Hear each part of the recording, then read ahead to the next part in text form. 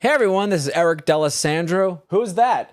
I'm a comedian, and you can check me out here on the Italian Sicilians Do It Better podcast.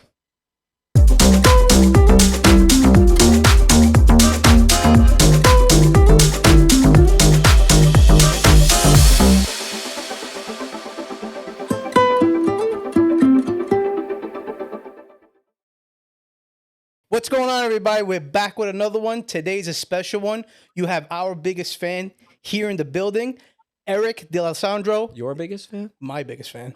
Our biggest fan. I want to take the credit for all this. Speaks for all of us. I'm sorry, Eric. I'm taking the credit because I love you. Oh, thank you, man. Thank you so much. No, it's our biggest fan, and we appreciate that you actually came here and give us this Oh, episode. of course, guys. Thank you so much for having me. This is so nice. It's a pleasure. Definitely. It's a I pleasure. hope so. No, It's a pleasure for someone.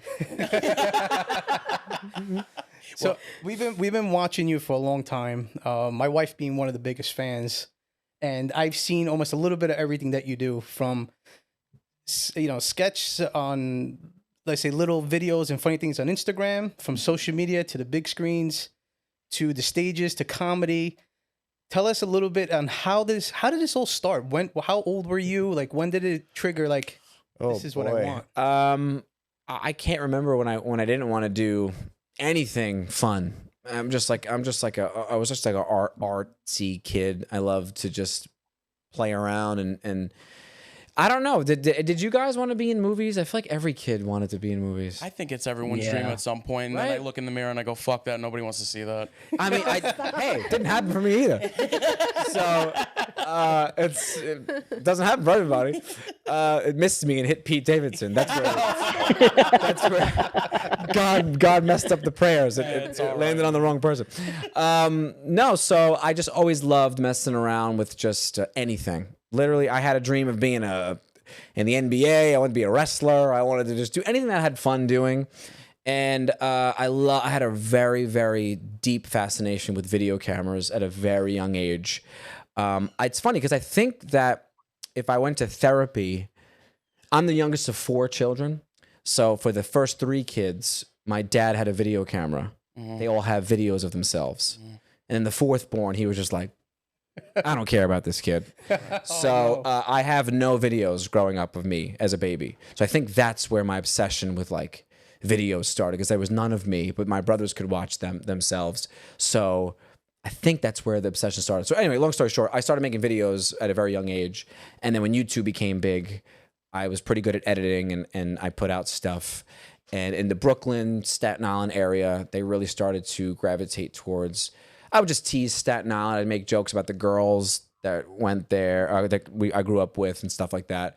And then that just basically grew, right? Is there anything else I should... Is that where the YouTube animation thing that you're doing? The Marie emojis. Yes. That is my dream, to make that a cartoon. I really believe in that. A friend of mine, my friend Joe, we wrote a whole basically 2 seasons worth of that. And I am hoping to get to a level where I can get into a meeting and someone will want to invest money to animate that. But that was in 2018 I started making those. Or I think 2018. Because I got a new iPhone and they had that feature. Yes. Okay, yeah. No, it was pretty cool. I've watched a few of them and I'm like, this is pretty spot on. Oh, thank you. I really man. like it. Oh, thank you. Yeah, I love doing them. They're the most fun for me. I love doing all the characters. I love doing all the voices. It's so much fun. I love writing them with my friend Joe. I really believe in that, man. I know that it's limited because it's just their faces on like the emoji things. But like, if that was animated like Family Guy, I feel like that would be would make it, man. so I good. like it. I really love it. I haven't given up on that. I still love that. And I don't think you should. Honestly, the energy you give on that, you could feel it. You know what I mean? Like, when people just walk through the motions of something that they want to do, but it's kind of like, I don't know. You keep it at a steady pace, which is great. Oh, thank you, man. Yeah, I mean, I leave them with like cliffhangers. I try to write them as seasons. Like, I really have arcs for characters. Like, I really want to do that, but I see it. we'll see. I've had meetings with people who was like, animation's a nightmare. So we'll see. Maybe in the future. I'm not giving up on it yet. Well, you're talking to someone who's a big fan of animation, so he could talk about this all day. The new Sora AI. I mean, I feel like I could just probably make it with that eventually. Yeah, definitely. Yeah, so. And it's just a matter of time. So we'll see. That's it. So one question I like to ask, because I get interesting responses from, is, as a child, I know you said, your parents let you do whatever you want. Did they understand this? For example, I was always into music Me too. and I always pursued DJing, Nice. but I always had that old school Italian family who, course. that, unless it's a ham and a brick, Yep. it wasn't real hard working. Union soul. pension benefits. There you go. There you That's go. me. I'm Mr. Pension guy. Now, did they take this serious, or they just supported you all the way? Yeah, my parents are pretty awesome. My dad was a cop in Brooklyn in Bay Ridge, and he's super like that, but also like deep down a secret artist who wanted to be in a band, had long hair when he was younger, he has a motorcycle. Like he's deep down this like, I feel like if my dad could have had it his way, he would be like a drummer giving people tattoos or something, like just traveling the world. So he really just never gave me shit about anything. He like when I was like 26 with nothing, he was, you got to do something. He would get off the pot. He would definitely be like, what are you doing? But never like to the point of like there was really no friction. He really believed in me. I made a movie on YouTube that I wrote years ago, trying to get into like the film festivals. I didn't know that if you premiere it on YouTube, you're disqualified because it has to premiere at the thing. But I think I would have got it in. But he bought me a drone for that because he wanted very supportive. My mother is just the most supportive. She would have, if I wanted to be one of those people who spun plates at halftime when a dog jumped, she would have supported that. She didn't care. She was the best. I really very, very lucky, very supportive. Always trying to help me. If I'm making a video now and I'm doing something silly, my mom will literally dig through the whole house trying to find a clipboard so I could play a gynecologist or something. Wow. My dad will make me stuff to try, and they've always been incredibly supportive. They're both musicians. They both used to make little skits themselves, so like they could see themselves in me, I think. And I'm very lucky with that. That's awesome. As long as I was trying, I never got into drugs or alcohol, and I never like did anything bad. So like I feel like they just saw me. They knew what I wanted to do and knew how difficult it was. So like, yeah, I always had their support to a certain extent. If it started to not work after I moved to LA, maybe they would have been like, all right, the firemen are calling. Well, just to give you an idea of how good that is, the best support that I had was when are you gonna stop being a fuck up? And I'm like, thanks guys, I think I'm gonna wake up now. So That's why I took him in. I'm helping him out. I took him in. Yeah, I mean, I talk a lot about like my Italian upbringing, and there's a lot of things that I don't fit into with stereotypes. I've always found that, my uncles are they Italian guys from Brooklyn? They're not like, hey, no. That's not them. They're all very like blue collar, kind of nerdy. My family wasn't the stereotypical like Goodfellas, Sopranos Italians. They were just I didn't even really know about that till I like went to high school and I started seeing kids with the blowouts like Paulie D. I didn't really know. That was me. Sorry. I didn't know. I wanted one too. I just had bad hair. I didn't know that was like being Italian. I never like really. So like I feel like my parents weren't really like that. They weren't like even though I fit into every stereotype at the same time. I mean, I've done my fair share of cement work. Definitely done. I've done a lot of plumbing. Without being a plumber. One thing that's very inspiring to me watching you is that, yes, you have an Italian background, but you don't stay stuck on using that as your run to comedy like what most people are doing today. You're open to almost everything. I think that's who I really am. And I do love to incorporate where I come from, especially to show that just because I'm Italian, I'm not going to just talk about being Italian. Yes, it's there because I feel like people miss it if it's not to some level, but my hour that I'm doing like in my special on YouTube, the whole hour, it's in there. Being from Staten Island's in there and all that stuff. But my new hour, I have our honeymoon story is in there. We went to Italy and that's in there, but I make it funny. I feel like I try to come at it as at a level that you never see Italians talk about it. It's not how much better it is in Italy. It's more of like, I'm an American who feels lost in this country. So that's kind of my angle. And yeah, I mean, my heroes were always very, very broad. So I've always tried to make it. If anybody hasn't seen your stand-up special, I don't understand. Like, you guys have to go watch it. It's incredible. But Yes, one of my questions to you was, like, how old were you when you first got on stage? And what was that feeling like? Because I've thought about it so many times. and I just could never work up that courage. Yeah, that's the most difficult part. You know, I'm a big believer in like kind of who you are as a person, letting that influence your career. I don't want to sound like a prick, but I was always popular. Like I always just I don't it just sounds terrible. Like I'm not trying to give You myself sound like a prick. you No, always I'm kid. kidding. I know, you're right. But like I was always I noticed at a very young age when I was like 6. Yeah. You always I would carry notice that like confidence. I would just be talking in class and everyone would be staring at me. Yeah. Or like I would do my current events in the middle and everyone would be laughing at me. Or like I remember one time in 5th grade we roasted my teacher. He literally wanted us to roast him. Wow. And I never forget we all went up, made fun of him, and I stood up and the crowd, everybody like was like, oh. And in my head I was like, I didn't prepare this well. I don't have material that's gonna like warrant this reaction. So I feel like I always had a very easy way of, you know, getting attention from people, for lack of a better term. You're I know. related to everybody through comedy. Sort of. And like when I wanted to make stuff, I did other versions of stand up. I had a manager when I was 22 and she wanted me to just go on stage and do the Maria Marie character. She wanted me to just go on stage and do a monologue. I didn't have the balls to do that, so I never did that. And then when I was 24, I finally did an open mic and it was horrific. Actually, I think I might have done one at 22 trying to do stand-up, but I was really bad at it. Like, I didn't even know how to write a joke. But yeah, sorry, this whole long thing just to kind of say, like, because it wasn't like I woke up when I was 9, like, I want to be a stand-up. For me, it was kind of just like this. build-up. I tried so much shit. Yeah. I tried so many different things.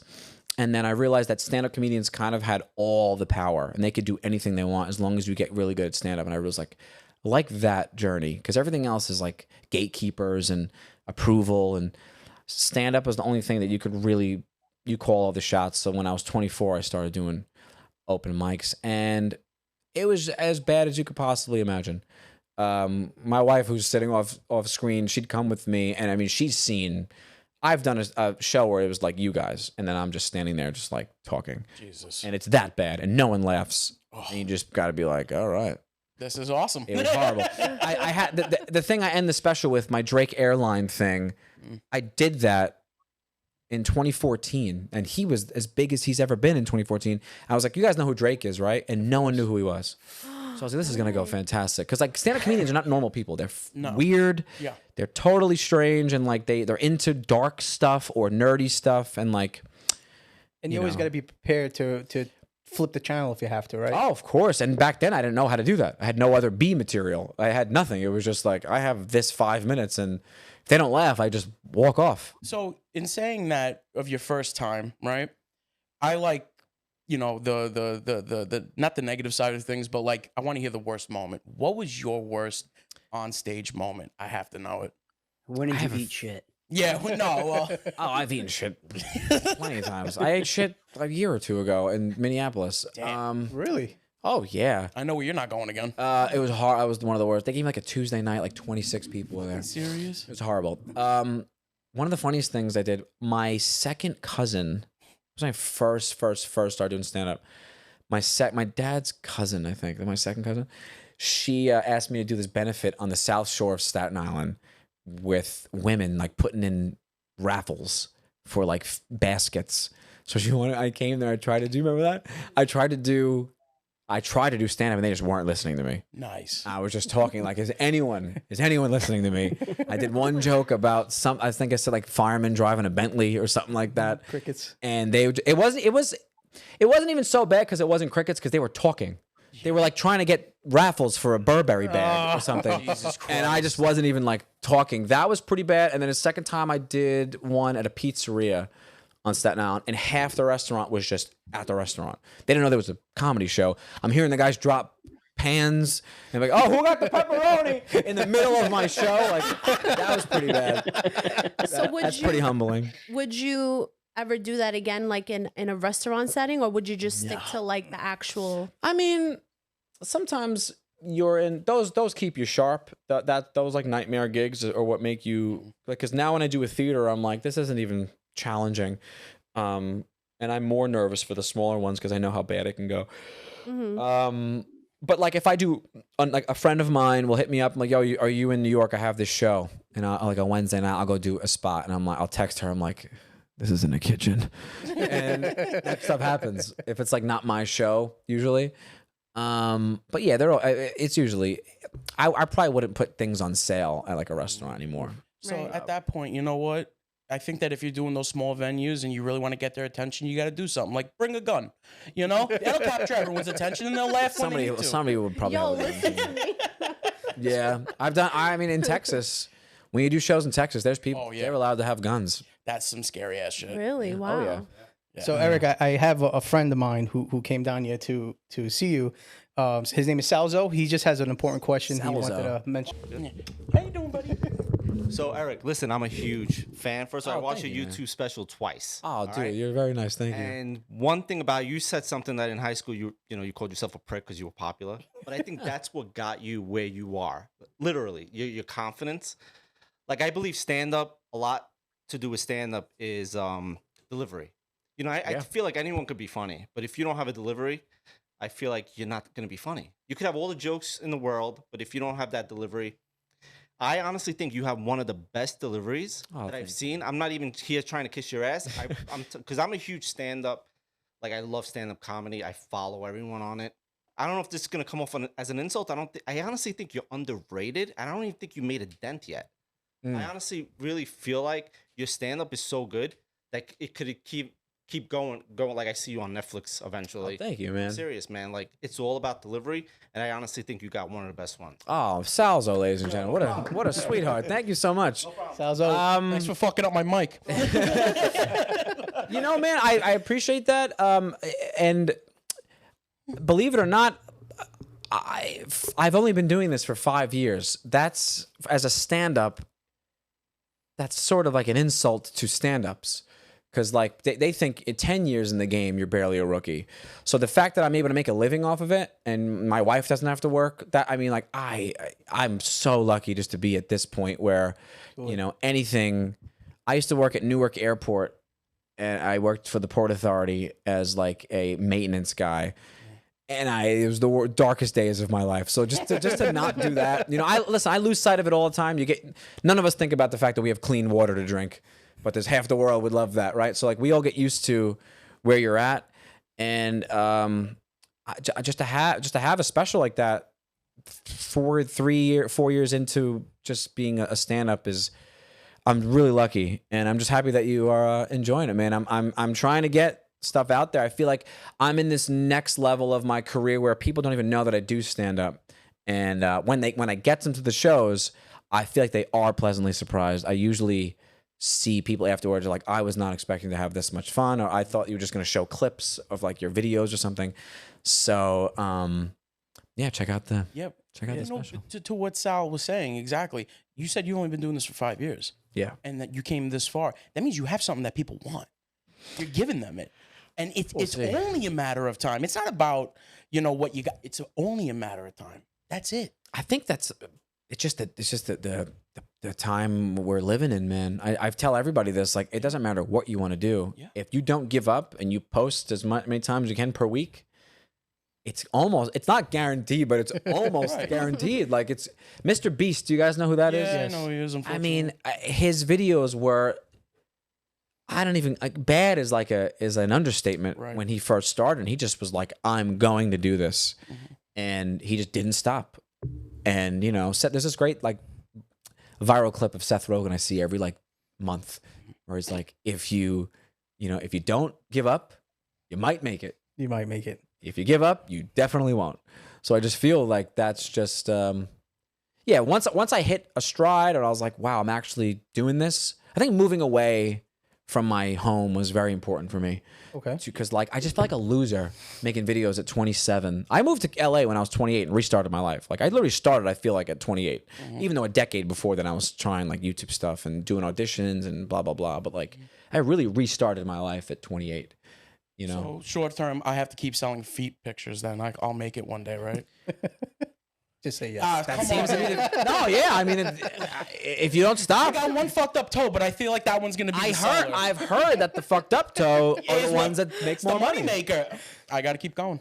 So I know people who said this. I would like your opinion on it. Is people get used to a character on Instagram, social media, YouTube, and then when they transform to stage on being a comic, there's certain things that you can't do, like a skit, Yeah. and they will probably be, I wouldn't say disappointed, but surprised that it's different. Have you ever gotten that reaction?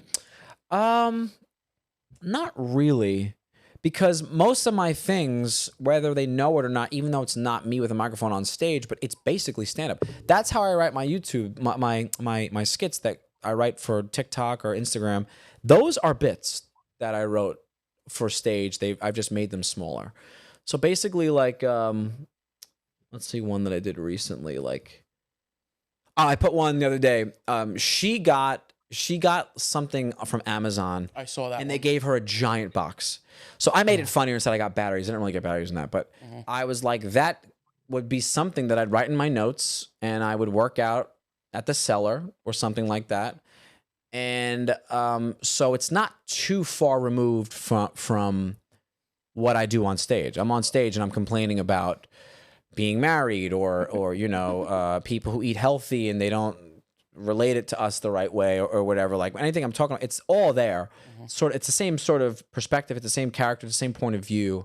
So I would assume that they are having a good time. But people might see like a video I did where the kid from the pizzeria liked a song that I had go viral about. I did like this rap about the housing crisis.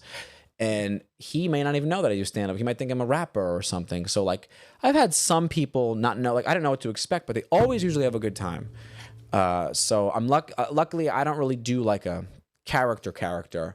So I don't know. I'm sure somebody's left early and been like, this guy sucks, but they don't stick around and tell me that. But the good part is you don't box yourself in, and that's what a lot of people I find that more than a few box themselves into this one character, and the minute they bounce out of it, what are you doing? This isn't funny. How come you're not doing the bit?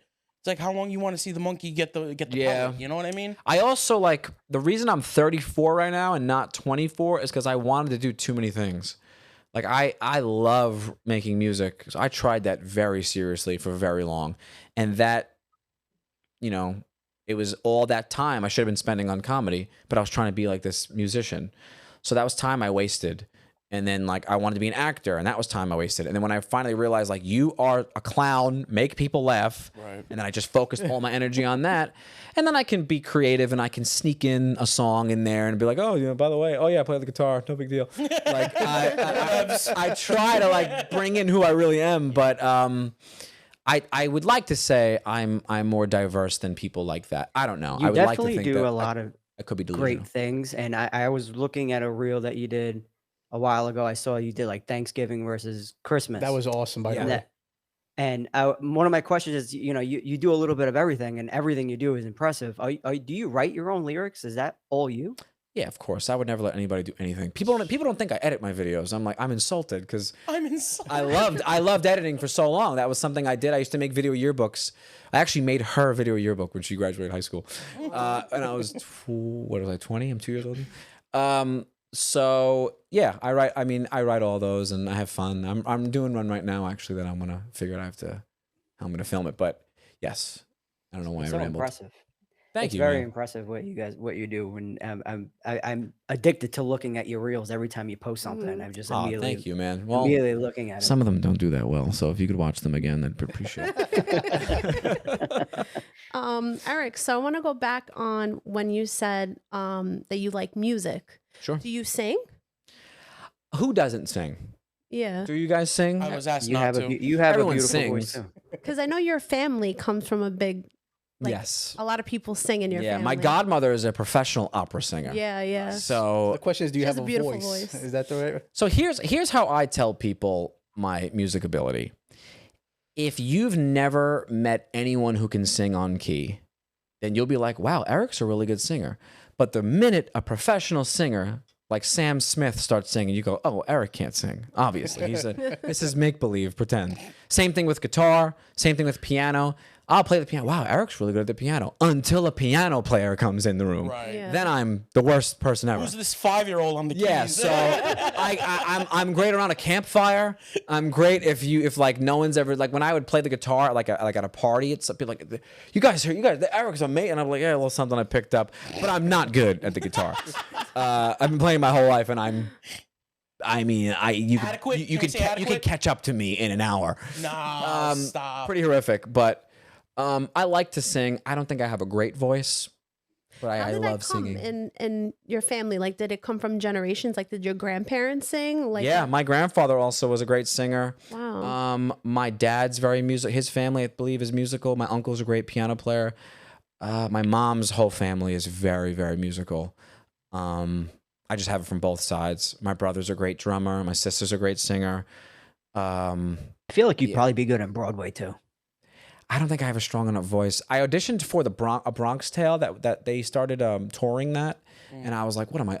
This is stupid. Like I can't. Oh, the I musical? cannot sing like that." I trained with the vocal coach and I did my best for the audition, but it was like, I can't sing like that. That's ridiculous. Like I could probably be like a pop star if they used enough auto tune. But T-Pain auto-tune. I could sound like I mean, I That made and a decent really good songs. one piece. If you got a really good one piece in auto-tune, you got it. I would love to learn some choreography too. I would love to learn how to do something, but Eric, no. all these stages you've touched and all the traveling you've done, where has it been your best moment and where?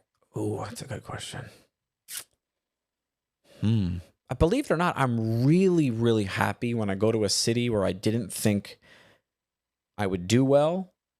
Like, and that's not to downplay. I mean, I'm so blessed when I do. Like, I mean, I did Jersey in October. It was like 4,000 people with both shows. It was insane.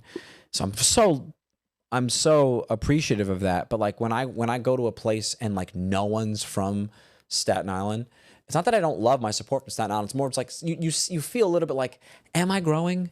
If everywhere I go, they're from Staten Island, it's like, am I growing at all? Or is my crowd following Or me? my crowd just following me? Like Does Staten Island go to Chicago too? Like, everywhere. Wow. The only place not one Dedication. person was in Salt Lake City. No one from Because no one goes no one goes to Salt Utah. Lake. No one goes to Utah. But like when I did Portland, I was like super nervous of going to Portland and Seattle, super like left cities. I was like, I don't know if I'm going to sell any tickets. I sold out my one in Seattle, and Portland did really well. Good. I was just flying. I was so happy after that. Or when you know, sell out a weekend in Rhode Island or something. There's no one from really Staten Island there. I mean, it's not that far off, and there's a bunch of Italians too. But moments like that, I feel really, really just like, I can't believe it. I have a really big following in Detroit. Detroit. I have a big following in Toronto. Detroit's an interesting one because there's like no Italians there. And again, it's the Italians and like Staten Island, Brooklyn. I feel like I love them so much. They've literally given me a life. I would not have anything without them. But you know, you want to like get to the next level of like, could I perform in front of a whole crowd of people from Alabama? And if you want to be a great comedian, you have to be able to. And so when I do markets like that, I'm always like super, super happy about like, wow, I don't even know. Like I feel like I'm trying to think of like where I went, where that was like really blown away. Like Houston, when I do well in Houston or Dallas, I'm like, this is like what is going on right now? So, like that's Do really they know cool. who I am? Yeah, it's wild, man. It's pretty cool. It's yeah, it's crazy. They didn't show up in Minneapolis, but We don't need them. Fuck them. So when you go to these places, like let's say if you go to Houston, Texas, do you prepare like to do like some sort of comedy of like related like to country? Like do you add that Yeah. in there? yeah. Yeah. I'll definitely try to take a look at like what's around. There was a while when I would have this bit about making it was a very specific like supermarket joke that would work everywhere, but they liked when I would use their like, you know, when I'm in Florida, I'll say Publix or something like that, or I forgot what it was in Texas, but yeah, something like that. Or you try to see like when you first, I try to like make the opening last as long as if they're digging like me messing with them or talking about something that happened with a previous comic, but a lot of times they want you to get right into material, and it's like, all right, I guess that didn't work. So Here we go. I try. try to have fun with them, and some places are better than others. But yeah, usually something. Oh, okay, nice. So for comics that I'm pretty sure you have those few that you looked up to, like as far as like let's just say a Jerry Seinfeld or a Patrice O'Neill, like who did you look up to as wow, this guy's great. I want to kind of like model myself kind of after them. Yeah, a million people. Dude, it's crazy. Yeah, you know what's funny? I always try to think of like when I say Dave Chappelle, when I say Bill Burr, people are like, all right, give me like, Right. It's like saying who's your favorite basketball player, Michael Jordan. It's like not really hear you. not giving much. So like I like to say Ellen Wow. DeGeneres. Okay. She has 2 specials, Here and Now and The Beginning. When I was a kid, I was probably like 9 or 10. HBO would play them like a lot. They would do a lot of reruns, and I'd watch it every time. She's one of the greatest comedians I've ever seen in my life. She curses once during the hour, Yeah. and it's just flawless. Ellen DeGeneres doesn't get enough credit for pioneering the awkwardness that Steve Carell kind of ran with. She started this whole, in my opinion, this whole like awkward like staring stuff that like got popular. Oh, yeah. She literally would like in her act, she does this hilarious thing about what it's like coming out, and she's just dancing, and then there's like this loud demon music, and she's just like looking around. It's hysterical, and she is just like, that's someone I remember watching that being like, I don't know, I kind of knew I was going to be doing that somehow. That's awesome. Subconsciously. That was your inspiration. I like basically. loved those, and then again, I could name the Marlon Wayans and Jamie Foxx and how they were just incredible. But someone that I feel like people don't really realize, I think they know her as dancing on daytime TV, but she's a murderer when it comes to stand up. I mean, like incredible. She's so good. Yeah. And everyone thinks I'm gay anyway, so I might as well mention someone who's gay. So as I look like a gay detective right now. So who's the victim? That outfit, honey. You see, I like that. That's right on point without skipping a beat. One of the, I think the greatest things I've seen someone do, or you do, was I saw that video clip on how you proposed to your wife on stage. That was phenomenal. Oh, thank you. Yeah, it was a little extra, but it was very me. I like that. My whole thing in life, man, if it's like, I want people to just be themselves. I hate this, like, we got to buy this because he has that. We got to do this because they did that. Everything looks the same. Everybody has the same life. Everybody's jealous of, try to do something that only you can do. And I felt like That was it. that's something nobody else can do. And she wasn't expecting it. No idea. She had no idea. That's the thing I can't stand too, is like, no one's going to admit it, but 90% of women know it's happening. They know when it's happening. They know how it's happening. They know exactly the ring. They know they get the nail color that day. There's no romance in that. Like, they told you what to do. Like, and then you're going to say, oh my God, I can't believe it. You can believe it. You orchestrated this. So like, why? Again, it's pretend. It's fake. Yes. It's not honest. So I was like, she's going to shit. And she shit. And she shit. She shit. She ruined her pants. And yeah, that was just a great moment for me. It was very selfish, I guess, but it was also No, nice. that was No, awesome. that's awesome, That's definitely yeah. something I wouldn't do. I don't have a stage of so many people. So when I saw it, I'm like, oh wow, this guy just topped it. This is awesome. The Staten Island crowd too, man. It's this gorgeous theater on Staten Island. It was just a sold out show. It was amazing. It was really, really, really special. And every year something cool happens. Like the next year, that was my first show there, right? Yeah, that was my first show there. It was so cool. The next year they like named it was an Eric D'Alessandro Day on Staten Island. Like, it was really cool. So we'll see. Next year, maybe I'll divorce you on stage. That would be a topper. Announce right? the gender reveal. I don't do gender reveals, but Or the pregnancy Oh, announcement. you don't like to set forests on fire with what kind of baby you're having? Come on. I mean, Callie was really big with it. I mean, the possibilities are endless, right? What could it be? It's gotta heads or set- tails. So the whole new thing, you have to set a wet state on country, like Portland. They're very wet. If you could set that on fire, you'll be known. Outside of the lights and the cameras, what do you do for fun? I'm one of the biggest losers on earth. $50, I'll top you. Recently, I really got into my espresso machine. Damn, really? Cappuccinos. I did not see that coming. Yeah, I make we love iced lattes, and that's like our thing. Like Dave Portnoy rates pizza. Our thing is to rate coffee every city we go. And so she made me a coffee whore. I love an iced latte. And I just got really into the art of, I got a great grinder. I got a nice espresso machine. I started getting into, I weigh the espresso. I like Coffee beans. Seen those videos, man, where they spray it with. Oh, dude. I'm don't- all in with all that stuff. Jesus Christ. I'm really into that. I like watching a nice show. I'm watching The Offer right now. Do you guys ever watch The Offer? It's Paramount. It's about The Godfather. It's, Oh, it- yeah, it's yeah, yeah, we honestly, watched I it. thought it was It's incredible. an amazing timeline on that thing. I don't want it to end. We have one episode left, and I don't want to. Yeah. He's holding on. It should be a whole series. It's fucking awesome. So there's that. I don't know. What do we do? We're kind of losers, right? I'm honestly, I don't want to, this is going to sound cliche, but like, I'm really busy. So I'm on a plane every week. So like when I do have 3 days in a row, I try to do nothing. Like I've always said, if you give me my laptop, a charger, and a Wi-Fi connection, it's scary how much time I can waste. I could be on YouTube for 17 years and be like, was that it? That was 17? I mean, yesterday. She will come in.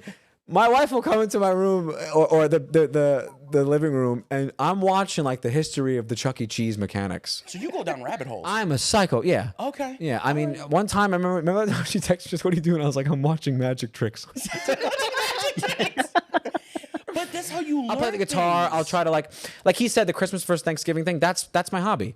So like I have this. I'm writing a diss record, like a pretend. It's not really. I'm not really trying to be a diss, but like it's how you go everywhere and you have to tip everywhere now. Right. So that's basically the customer dissing like the place being like that. So like I love that's like what I do for fun. I'll find beats online. I'll buy them from websites. I'll try to write a song to it. I have a piano in my house. I love to play. I love playing the guitar, and just hanging out with my nieces and nephews. We go for walks. Well, now that I know you're a coffee expert, I'm glad I didn't make you the coffee I offered. Because What do you have up just there? an espresso machine. That's all. Fine. He's gonna go up there and dissect the shit out of it now. I have, it's sad, man. I have become a little bit of a coffee snob just because I got really into it in Austin. There's this place we used to go, and they taught me a lot about it. And we actually just, I don't know.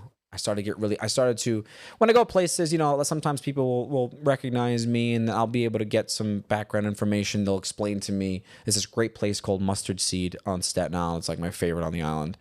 And Pierre is the owner, his name is, and he makes the best syrups. So I made my own brown sugar cinnamon syrup. Nice. I think it's just as good as Pierre's.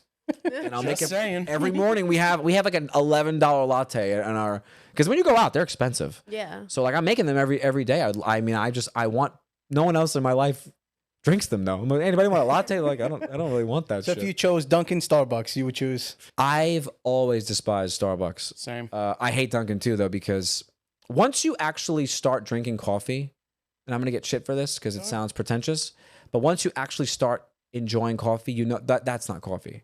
Starbucks and Dunkin' is not coffee. It's basically getting McDonald's versus Burger King. a steakhouse or something. Oh right. It's just garbage. It just tastes like burnt shit to me everywhere I go. It's really chemically like I taste the syrups of just like we started when she got me into Dunkin' and we would have it a lot in LA because like it's rare they were brand new in LA, but there was one down the block from our apartment, and then I swear to God, it was just rolling the dice. You might get bacon water. Sometimes remember we used to tasting like bacon for a while. Are you And they serious? said, That wouldn't really upset me. I'm though. sorry. Can you please remake this? Yeah. Someone gave me bacon, and then they're like, Right. they get mad at you, Right, of Because course. God forbid they did anything wrong. Then she would just remake it, and then it would be like same even shit. worse or something else. And then, Can you make me And then I'm like, I can't ask her to uncomfortable? make it again. So then I just swore off that stuff. Like if we're at an airport, she'll get Starbucks. I can't. I can never do it. I'll get it hot. Starbucks is like a dessert. It's so sweet. Yeah. Oh my God. By the time you put all the shit in there, it's not even coffee. And it's so expensive too. So pricey. I wish I could be one of those people who could go to Starbucks because they're everywhere, but I hate them. And most places that I go for a latte, you can tell when they have a really good espresso machine and good beans. It's crazy. I know it's nerdy, but No, I that's promise. that's It's good. not nerdy. Learning about even how the bean is made and there's so much science oh, dude, it's too much. to it. Because Yeah. I don't ask me why I got into that tour for a little bit. Yeah, of course, because it's fun. I don't know. It's like I got into like cocktails for a little while too. We got like a little bar in our apartment, and Sounds like a good time by you. We're gonna come by. it's a pretty nice place. I like our place a lot. So since you know coffee, I heard there was like a back and forth saying that it's not so much the bean, it's about the pressure and of the water. So what are your thoughts on that? I don't know. I have a Bambino Plus, which is only like $500. It's it could be expensive, but espresso machines that you see at a place are like $8,000. They're really expensive. I don't know if I've been having some trouble recently with my grind size, but I've noticed that it's more in the grind, in my opinion. But I never really learned about the pressure. Yeah, because I people know that are it's saying like supposed the to be. gauges, you have to hit a certain place in the gauge, and when the steam goes through and the hot water goes through, it totally changes the bean flavor and everything. Absolutely, yeah. It gets a little past my pay grade very quickly. As you can see, I go YouTube hopping too. All right, there you go. Shit. All I know is I've watched them and I don't know what the fuck they're saying. I've been in and out of coffee shop, and sometimes like they have a Mustang back there, revving the engine. Yeah. It's insane what they have. Yeah, I mean, in most places too, will be like, you don't just give me a black coffee, two sugars. That's like what you're supposed to get. But I'm a child. I'm actually trying to. She got me on oat milk, which is really bad for you now. That's what I heard. It's really bad for you. I'm trying to wean myself off it, It's but so good, it's though. super sweet. Exactly. You wouldn't think because it tastes like a canvas bag, Right. but Right. in a latte, it actually makes it sweeter. It's weird, but it spikes your blood sugar. Oats are one of the most sprayed with pesticides things on earth. It's really bad for you. Sounds So like Marcus's kind of stuff. No, but stay away from oat milk. No, but then I'm stuck between a rock and a hard place. So either I take regular milk and shit the bed, or I have oat milk and I take off a foot, which is You can always clean the sheets. that's true.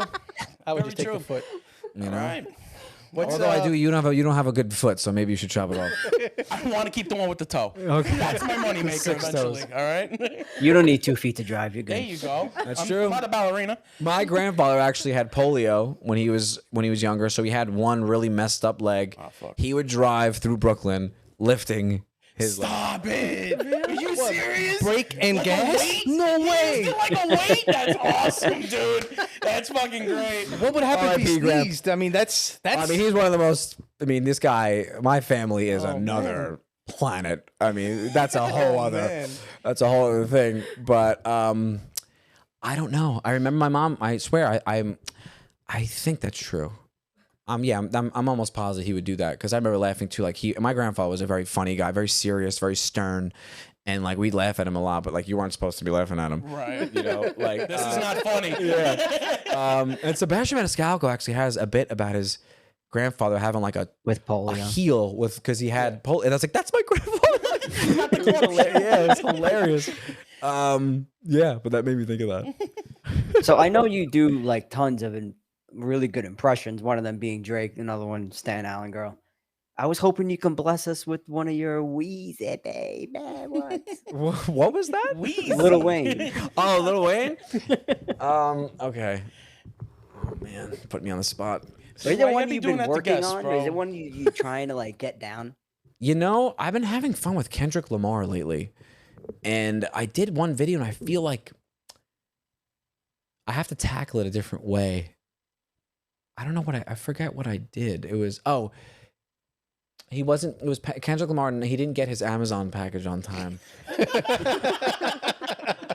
I love how you always have a story. I don't to your remember impressions. It's great. but I remember thinking like, damn, this could have done better if people. You got to get to the video. Nowadays, everyone's attention span is so fast. You Oh have to my get God. the video has to be in the middle of the thing already. Yeah. I used to think that like a good setup and like a hook, but it has to be right into it. But I used to do Lil Wayne pretty well. I got a big following on World Star Hip Hop. Do you guys remember that website? It was huge for a Yeah. while. And I did one video where I did a bunch of rappers. They weren't that great. My Drake is not that good, and I know Your it. impression is great. But I feel like I do his mannerisms well, his cadence well. His voice is not great. I've always known that wasn't great. But Lil Wayne is fun because I like. He he would go and be like this, and he would talk like that. A little boy, you like your bone like mine. And even like your bone, like your bone like mine. And then he would go like, yeah, like baby. That's Lil so Wayne. good. That was perfect, man. If I have the auto tune on, it sounds a lot more like Oh, him. yeah. I don't know. Well, we can always shove it in the recording. Yeah, you can throw that on there. Since we're on the top of that music, like, what are your feelings how music used to be and how it's changing today? You know, I just want to be one of these people who says, just because I'm older than you doesn't mean I'm automatically wrong and a hater. Right. Like, I was 18 and I hated Lil Wayne. Yeah. I was in his prime demographic. I was in high school and I was like, this guy sucks. I've since changed. I think Lil Wayne is a great rapper. I have since changed. I listened to his stuff. But back then when it was like, I was just like, this is terrible. He loved them. So Growing like up, that's all he listened most people to. did. Most people did. And I take that back. I think he is awesome, and he has done great songs. But I'm saying, like, I remember being an 18-year-old being like, these aren't lyrics. Right. And you know what really sucks? Billy Joel just came out with a new song for the first time in like 30 years. Turn and the it was lights just like, back on. yeah. It And was great. It's beautiful. I it's love that song. awesome. And we were just listening to Celine Dion on the way here. Oh, shit. I feel that I'm alive. That great. And I was like, Aw. I have wings to fly. Like, that's a great song. And I'm thinking, like, Yes. I really have a problem with young pop stars. I don't want to be sexist, but I've noticed more in girls who have incredible voices, and instead of being a Celine or a Whitney, they want to be Future. Yeah. And they little Ariana Grande has one of the greatest voices I've ever heard. And she's like, yeah, we're gonna do it like this. Yeah, we're gonna do it like this. Yeah. What are you doing? What are you doing? He had a joke on that. He used to say that Nicki Minaj sounded like Porky Pig. Yeah. And I don't know. I was thinking like, my favorite band is The Killers, very underrated band, and like you just don't know. No one plays instruments. You can't we're losing really great art, and we're losing movies. We're losing everything. Just to be popular. I don't even know. I don't know what it is. I don't know what it is. I don't know how you times are combat that. changing. And Yeah. like, just because I'm old doesn't mean that I'm automatically wrong. Right. There is a magic to music, and kids don't even really know what they're missing. My mom would always tell me that, when growing up in Brooklyn playing stickball, you kids don't realize how good we had it. And like, I agreed with her. I'm like, yeah, I wish there was 30 more kids outside. I can't do anything about that. We have this weird thing where like we assume just because someone's old, you're on your porch yelling about the good old days. That doesn't mean that it's always wrong. I understand they could be wrong, but like, I can't. We don't have the perspective of adults in music. It's all 12-year-olds. There's nothing for moms. There's nothing for like people in their 30s. It's all Not like any new stuff. They got all their doo-wop, Yeah. their doo-wop. They got their Frankie Valleys. They got their Little Tonys. not even that. But like when we were growing up in the 90s, you could have a pop star that had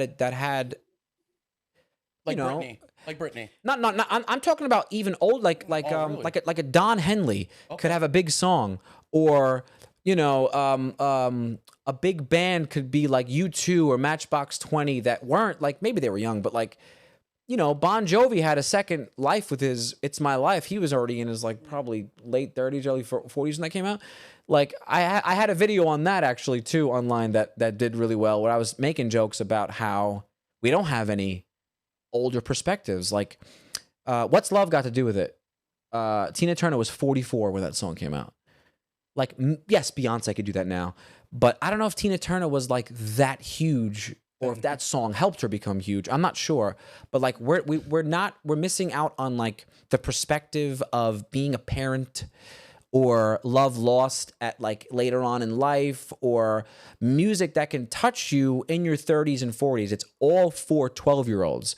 Every new song is about something, it's with TikTok, or it's something that only young people can relate to.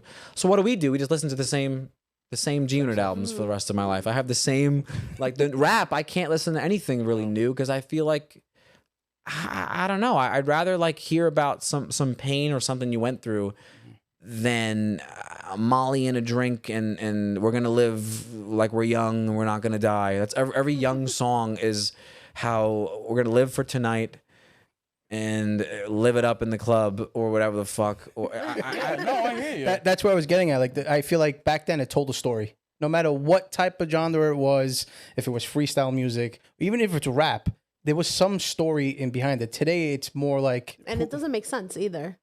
Like some of the us. rap song. No, Yeah. I'm saying like the rap songs. I'm like, what the hell are you saying? Like, We got to bring back Biggie. Yeah, I mean, there's actually I just saw this video of this guy. This kid plays his dad Tupac songs, and the dad starts crying. He's like, "This is a gorgeous song. Dear Mama is a great, Yes. Dear great Mama, song." yeah. And he's like, "This is amazing." Like you hear Tupac, you think of like, I don't know, Hit 'Em Up or something. But and that's just, yeah, I don't know, man. It sucks. There's no people don't even go to the movies anymore. Like remember, that makes me so sad that people. That's why I love The Offer so much, because I'm like, not only is this a great show, but it reminds you of a time when this shit mattered. Right. Like he needed to film in Sicily. He was like, it has to be. Now to it's be like there. we could film this in front of a green screen. No one's gonna watch it anyway. Right. So like, people don't even know The Offer is a show. Yeah. That came and went. No one even knows that that's a thing. And I don't know. There's no more communal experience. Like the Super Bowls. I'm not even a big football guy. And the Super Bowl, I love it so much because we're all watching something at the same time. You can feel the pulse of just human connection. That's what we live for. You'll die faster being alone than you will from cigarettes, from junk food. Good, because I'm hitting all those targets. Being lonely is very bad, and like that's where we're all just running towards this like this solo existence of. I don't know. I'm very depressing. No. I'm I agree, actually feeling you 100%. more on this than anything sorry. else. Everyone is gonna have to call an ambulance for later for me. Is he okay? No, Yeah. I'm with you. I totally understand what you're saying. Thanks, man. So Eric, I before we wrap this up, I would like for you to share with us, because I saw you have a list of upcoming shows and some places you're gonna be. So in March, I'm doing. I'm gonna be in Naples, Florida. I haven't been there in a long time. And I'm doing Bridgeport, Connecticut. I got Town Hall in Manhattan, which is a very big deal for me. April, I'm all over California. I'm doing Atlantic City. I'm just all over the place. I don't know. Yeah, it's just I seen your lineup, and I see it all the time when I get to talk to people who are in this industry. It's like, how do you do it? You're here, you're there, you're here, you're there. It's exhausting. It's exhausting. Yeah, it's tough. It's not so bad, but it can be. It's rough when it's a lot in a row. Like every weekend doesn't really bother me. It's like I had like 3 weeks ago, I had a really rough time. I went from Phoenix to LA, took a red eye, drove to Syracuse, drove to Albany, drove back to New York, then I flew to Boston, and then I flew back. That was a lot. Wow. Because that was all in 7 days. That was a lot. But that's not normally No. like that. But like I would need drugs for that. I have a rough my April's pretty busy, but I'll be all right. You'll make it. It's either this or death, so I gotta There you figure go. I gotta figure something out. Get that box ready. I have one final question for you. Oh boy. I think, like Sal said earlier, I think you deserve that top chair. I think you're top tier in what you do. Thank you. I want to hear from you. What's next, and what are your goals, and what are you looking forward to in the future? So I don't know. I'm just trying to do what I can do. I'm doing the Netflix as a Joke Festival in May. That's kind of a big deal Nice. for me. So I'm just trying to get this next hour to be really good. I'm at a level now where like I know what I want. So if I do ever get those meetings I used to get meetings with whether it was casting directors or people at networks or people at who work at these studios, and they'd be like, "What do you want to do?" And I didn't have an hour. I'd be like, "I'll do anything. I'll clean the toilets." And then they don't like that. They're not specific, and you don't have a voice. Now, with the Marie Emoji thing, I want to make that. I wrote a script. I have a movie idea. I want to get just more opportunities. I think I'm gonna get back into trying to like do more with music. Yeah, I don't know, man. I'm just trying to, I guess, just keep doing what I'm doing and make this next hour special. If you come see me live, it's a completely different hour from the YouTube special. People ask me that too. It's not different. It's not the same at all. I'll do the Drake thing places because people like that, but that's really Eric, I got one last question for it. you. Yes, sir. Do you call it sauce or gravy? So I've never met an Italian who called it gravy. Do you guys call it that? No. I've never Thank heard God that. you said that. Yeah, bro, I was on edge. I'm like, I yelled at the last one. I don't want to yell again. I feel like it's people who think it sounds more Italian. Yeah. Never heard of that in my life. I don't think I've ever heard anyone call it that. So we have many people sit in this chair, and we've asked, and we haven't found one who said gravy. But a couple of weeks ago, one person came, and this is my opinion on it. Get offended or not, it's sauce. Gravy belongs on turkey. But when you ask people how is it gravy? Oh, that's how my grandma made it. Oh, when is your grandma? Is she from Italy? No. You know, how long have they been here? Oh my God. So I it's not the point being from Italy or not. It's just like I respect whatever they want to call it. At the end of the day, it's always good. But where do they get that from then? I if- don't if know they're- what makes it gravy. How are you guys? What generation are you? We're all firstborn Oh, you're generation also all your parents are from. from Yes, Sicily. from Sicily. Oh, wow. But I'm Italiano. Okay, yes. My grandparents are from Brooklyn. But that's the I'm thing. very I American. would think, honestly, because like you said, that you're on a different generation. Like, what are you, second gen?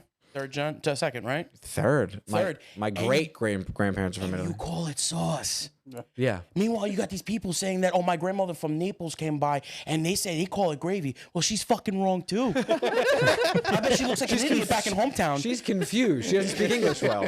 That's why she doesn't know. She doesn't know what the word is. Dude, like I said, I'm tired of screaming. Just like Joe said, sugo gravy. There you go. Oh, gravy. My mom said something like she heard like someone say it because they add meat, Bullshit. Yeah, that's It's what I all- heard it's just too. bullshit. which doesn't make sense to me. I don't know. I don't even know what that means. I heard the same thing. I call Oh, crap. because the meat. Huh? Okay. What does that mean? Elaborate, please. Is there meat It's in still bread, turkey it's gravy? sauce. They don't get it, bro. One kid actually, she used to be a waitress at this place on Staten Island, and one kid came in, this, I guess, pretending to be Italian family. He was probably, what, 7 years old. The parents said he wants pasta with gravy. So she gave him pasta with gravy. Legit gravy? Oh my Good. gosh. And they were like, What are you doing? what is this? And she was like, first of all, she's not Italian. So who the fuck would think that was, maybe the kid's like, hey, no. She's just like, no, what are you doing? And they're acting like she was wrong. I love moments like that. I Should've love kicked him moments out of like the fucking- that, man. I He- fucking love here's a kick of what happened to me. So I like to throw that out on my feed once in a while because it causes a big rupture in the internet. and someone said to me, it's gravy. I don't want to hear it. I'm from Sicily. So I said to him, all right, I got you. I said, go to the supermarket, find me a can that says gravy on it. You have no idea how many pictures I got back that actually said gravy on it. I was like, where did these come All from? right, well, we're not in Sicily. What do you want me to tell you? I don't know. It's like it was in Jersey. He was sending us aisles of fucking this thing that says gravy. And I said, 90% of it was from Jersey, though. Okay, I know. The guy's fucking kitchen.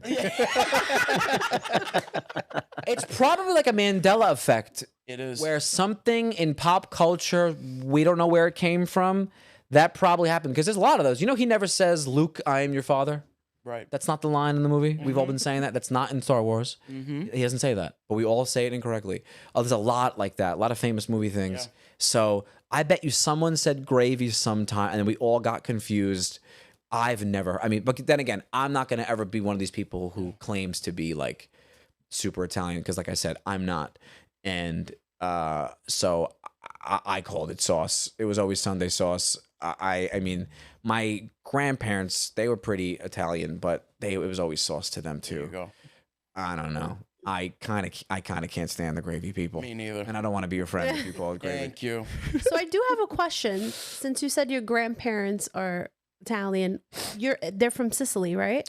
So, okay, my my grandma's family, Marineo, which is outside of Palermo in Sicily, I believe. My grandfather is Trieste. Which is that right? Near Palermo too? No, that Sicily? he's in northern. He's in Italy. Oh, okay. So he's like northern. He has blue. His family has blue eyes and stuff. And Oh, my wow, that's grandma, really up my there. grandma looks like Pocahontas. Jesus Christ. wow. So like they were really Sicilian. Yeah. And my father's my I don't know if I should say this out loud. I got a little Irish in me. Shit. With a good hair. Only on the good. There we go. I was waiting for that. So my dad's dad, he's I think he was from Naples. I think he was from Naples. My uncle Charles one time said that he went to Italy and they reacted to his last name, and I was like, and I don't think that happened. I think he made that up. So my dad's I'm half a quarter Irish. What's that? 12.5. I think so. So my dad's mom was half Irish. Yeah, I like how you See how low he says that? So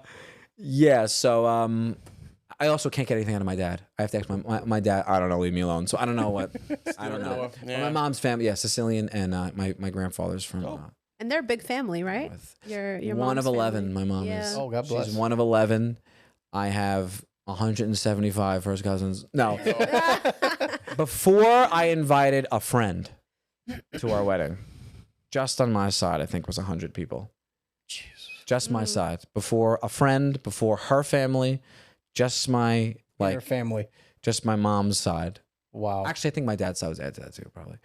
But he doesn't have a big family. But yeah, my parties growing up were. That's crazy because That's awesome. I got a lot. I got two brothers, and then if all three of us in the same place at the same time, it's already too much. Like I can't. I mean, I have 9 nieces and nephews already. Yeah. I mean, there's just so many of them. That's a blessing, though. It's great. I love. Yeah, it's fantastic. I Yeah. could do without it when they're all around, but like my mom's family growing up was nuts, and they're super Catholic, like Catholic to a level you never met anyone. Every party, Oh, I know. every party. My uncle's a priest. Yeah. Okay, so every party growing up, there'd be someone homeless. There would just be a homeless person there.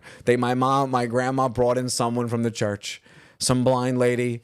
I mean, it's very nice, but it's also hysterical at the same time. yeah, There's just like, all right, what Meet your new cousin.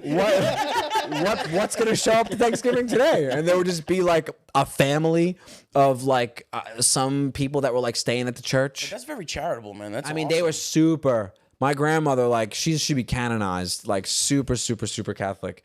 So, like, it just added to some funny shit, though, because, like, they would literally do the stuff you see on, like, TV. Yeah. And they would just always be, I'm like, Mom, who is this guy? I'm like, oh, she's from the church. And it would just be, like, some guy.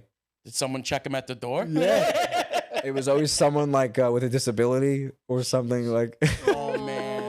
Nah, then I They're can't great, be at though. those They're great parties, man. I can't. It was fucking hilarious. To look back, though, it is kind of funny when you think that, No, like, you know. definitely, I can see it. It was just, I mean, they were so kind. And then here's me and my brothers and my dad. We're just evil. Yeah. And like, you know, we don't deserve the credit. I'm going to get into heaven just from connections. I think that should do it enough, to be you honest know, with you. I mean, my uncle that, you know, like he married us. He baptizes everyone. Oh, that's awesome. Yeah. It's like the most. He's a great guy. Yeah. I love him. So she works a at great the guy. church. She works at the church. Do you know what every time? This is what I do. So then if something happens, maybe it rubs off on me and I go, Yeah. "Oh, My mom always says to my I got." dad, "You don't look at me. I'm not getting you in there." So, How many times have you gone to your uncle for confession? my uncle, what are you nuts? No. What are you nuts? I always, this is my joke about my uncle. My uncle is a priest, and he's my uncle. Two of those things are supposed to molest you. He never tried. There you go. So I feel a little offended. Right? Like you were the ugly child or You know, something, right? he's an uncle and he's a priest, and he never tried to molest me. Like, am I not good enough? Am I not? I've seen the kids in the papers. They were not as cute as I was. So I don't know. That's awesome. Well, Eric, I want to And thank on you. that note, I want to thank you so much for being here. thank you guys. Appreciate it. I can't express thank you, Maria, for connecting us together. Of course, man. Of course. I'm looking forward to the town hall. I think we might show up to that one. Please. Yeah. That would be fantastic. I think it's going to be a fun one. I think it's going to be really, really good. It's awesome. Everyone, check them out. Town Hall, New York City, I think March we- 30th. I think we should march it out there. I'll walk to Manhattan. I probably won't. Yeah, let's get everybody from Queens and Brooklyn. Yeah, let's. Yeah, Staten Island, give us some room. I want to go see him. You know, Yeah, Staten Island's not going over there. Trust me, they don't cross that bridge. They stay there. I can't even get Staten Island to go from one side of Staten Island to the other side of Staten Island. They're not crossing a bridge, so it have to be just us. Thank you again. Have a good night, everybody. Everyone. Good night. Ciao.